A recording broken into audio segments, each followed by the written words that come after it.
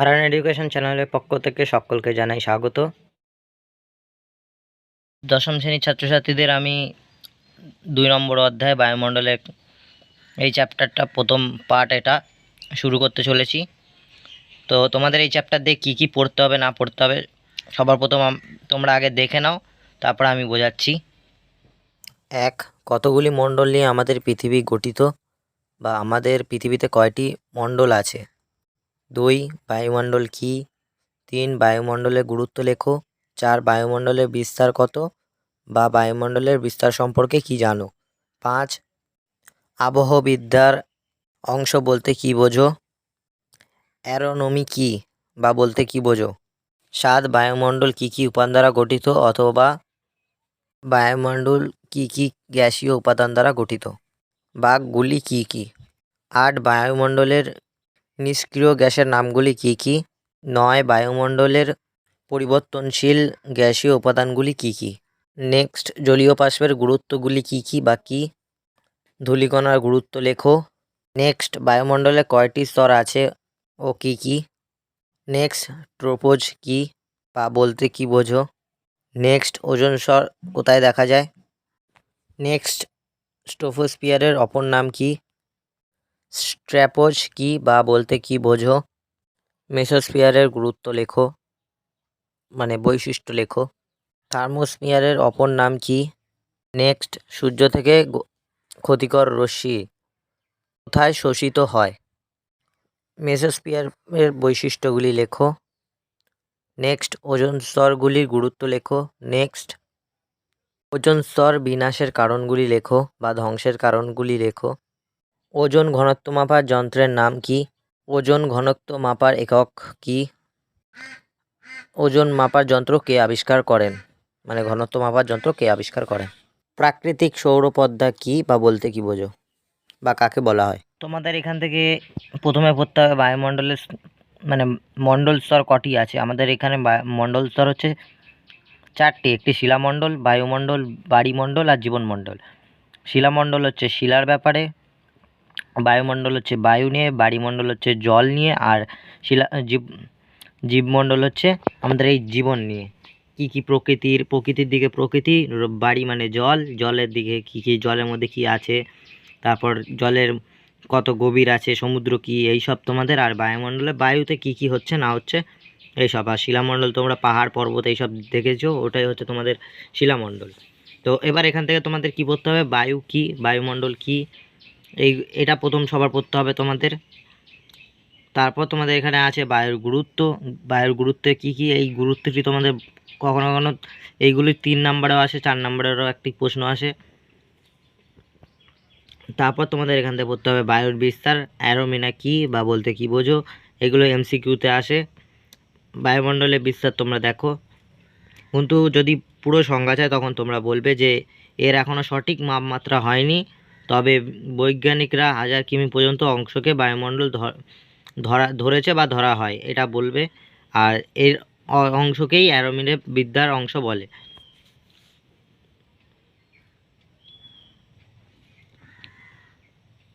আর এই শতাংশগুলি একটু দেখে রাখবে, এইগুলো এমসিকিউতে প্রচুর থাকে, অনেকেই ভুল করো। তারপর তোমাদের এখানে পড়তে হবে গ্যাসীয় প্রায় স্থির গ্যাসীয় উপাদান, যেগুলি হচ্ছে নাইট্রোজেন, অক্সিজেন, অর্গান, নিয়ম, হিলিয়াম, হাইড্রোজেন, এইগুলি। বন্ধু তোমাদের এইখানেই কোশ্চেনটা আছে প্রায় কয়েকটি স্থির গ্যাসের নাম লেখো, বা এমসিকিউতে কোনটি স্থির গ্যাস নাম দিয়ে দিল। তারপরে আসে তোমাদের এর মধ্যেই লেখা আছে দেখো নিয়ম, হিলিয়াম, জেন, কিপন, এইগুলো হলো নিষ্ক্রিয় গ্যাস। এর মধ্যে দিয়ে প্রশ্ন আসে কয়েকটি নিষ্ক্রিয় গ্যাসের নাম লেখো, বা অপশানে দিয়ে দিলে এতগুলো অ্যান্সার, এর মধ্যে নিষ্ক্রিয় কোনটি সেটি তোমাদের দেখতে লাগে। তারপরে আছে পরিবর্তনশীল গ্যাসীয় উপাদান, যেগুলো পরিবর্তন হতে থাকে সেইগুলো এখানে আছে। তারপর তোমাদের বলতে হবে ধূলিকণাকে, বায়ুমণ্ডল কণাকে অ্যারিসেল বলা হয়। এই জায়গাটা দেখতে হবে তোমাদের এটা কি। তারপরে তোমাদের এই পারে পৃষ্ঠা মানে বই তো সবার আলাদা আলাদা, তো বইয়ের সাথে তোমার হয়তো লেখা নাও ম্যাচ করতে পারে, মানে কোশ্চেন একই আছে, শুধু একটু ঘুরিয়ে থাকতে পারে, ভাষা একটু চেঞ্জ হয়ে থাকতে পারে। এটাই ব্যাপার যে আমি যেই বইটা ইউজ করি সেটাই তোমরা দেখতে পারো, কার লেখা আমি দেখিয়ে দিচ্ছি।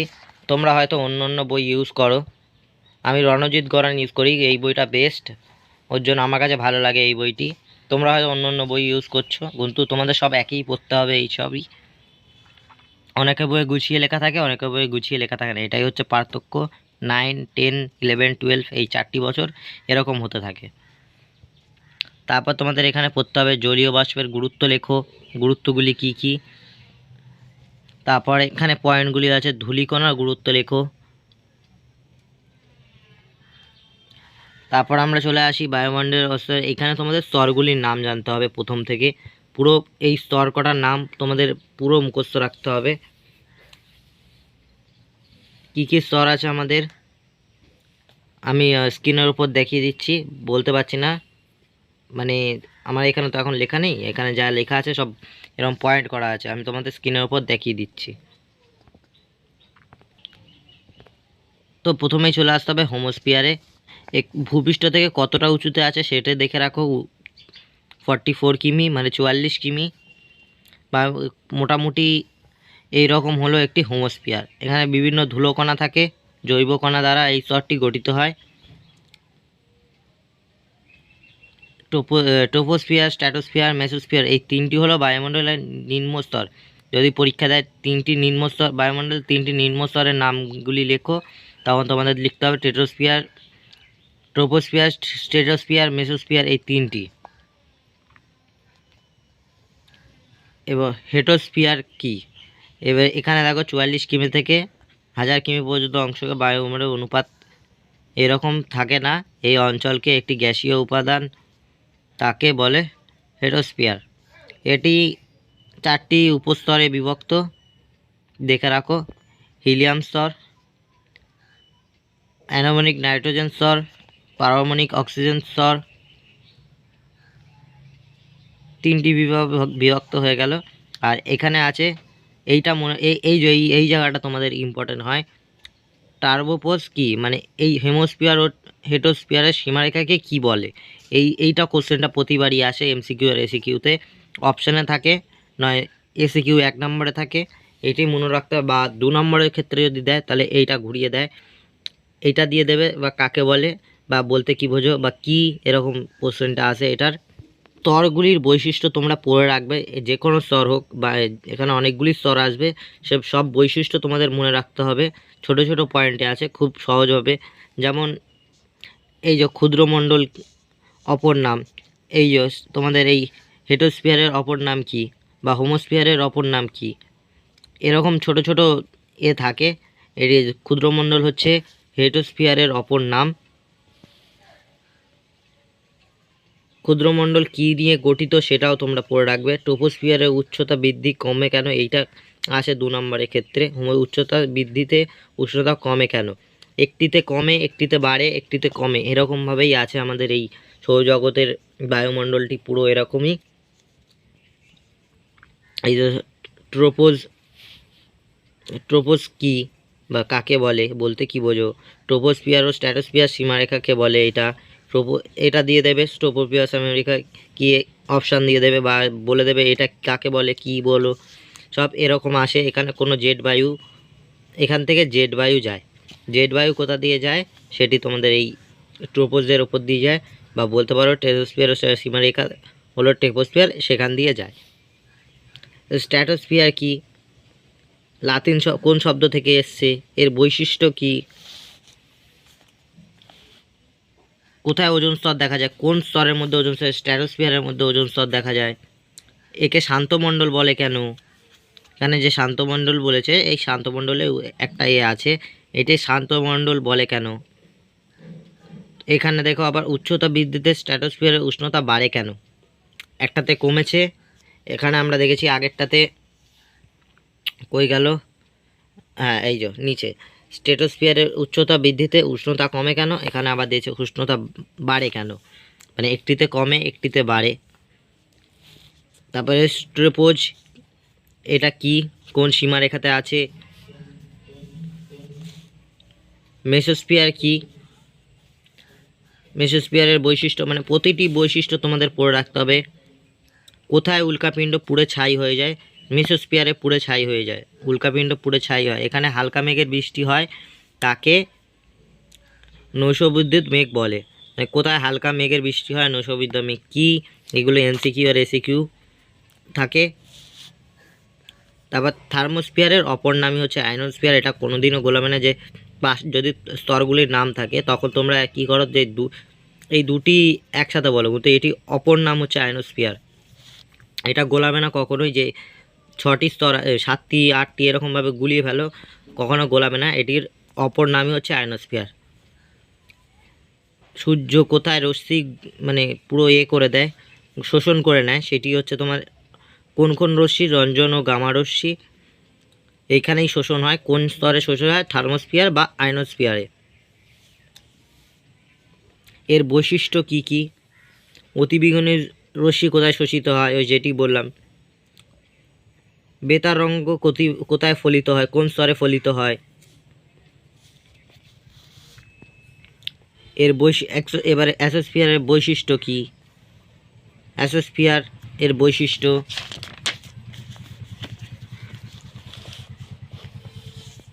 তারপর আমরা চলে আসবো ম্যাগনেটোস্ফিয়ার। এখানে এটা সব থেকে উপরের স্তর, মনে রাখবে, 750 কিমি।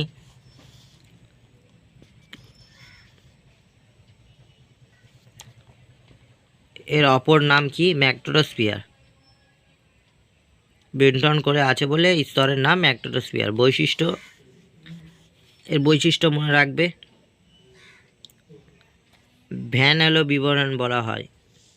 দুটি ম্যাগনেট বলয়কে ভ্যান, এই যেটা আছে এটি তোমাদের গুরুত্ব।